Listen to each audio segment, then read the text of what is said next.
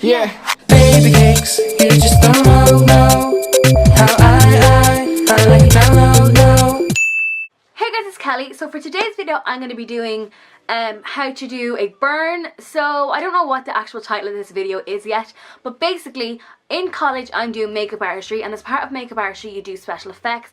So I wanted to do a burn one day, and my tutor was like, yeah, do what you want, try it. So this is the way that I did my burn that day, and this is just how I've done it since, and it's really easy. If you want to see how I do my burns, let's just get started. So the first thing you want to do is grab a latex sponge and any kind of red colour. So I'm using the red out of my bruise wheel. So then you kind of want to think of what shape you want to do your burn. So I always do kind of a long oval shape, just because a burn is not going to be like an exact circle or like a line, you know, it's always going to be a little bit wonky. So yeah, so after I have this on, I get my hand, just kind of rub it quite rough, just so it's not a big solid red mark on your arm.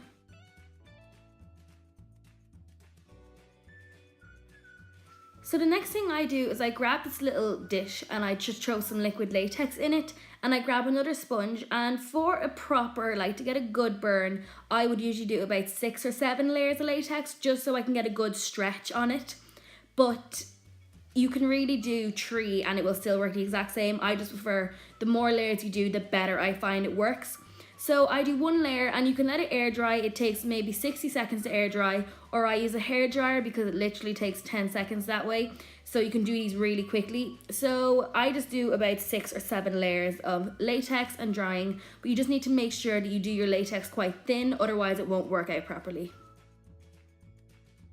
Now this next bit, when you're doing this on a client, they usually can't look at it because they find it just a bit gross. So what you want to do is just grab your tweezers and start pulling at the latex. Now the more layers of latex you have on the client, the less they'll feel this. I find if I'm doing it on myself even, and I only have 3 layers, I do feel this, whereas when I had 7 on my arm last night when I did this, I didn't feel it whatsoever.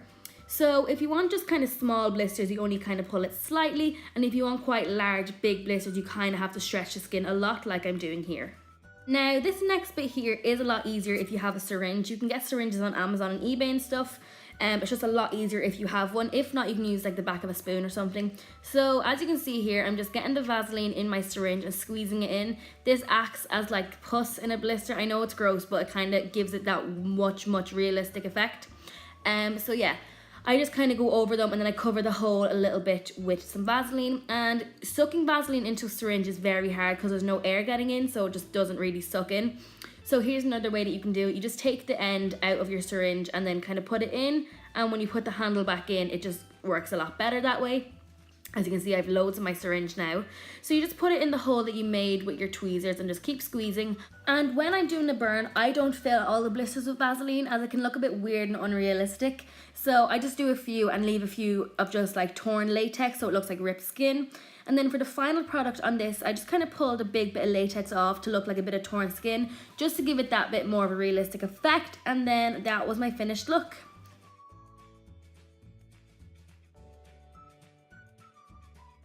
So I hope you enjoyed this video. If you did, please give it a thumbs up, subscribe down below. And if you actually use this and do a burn, please tag me on Instagram.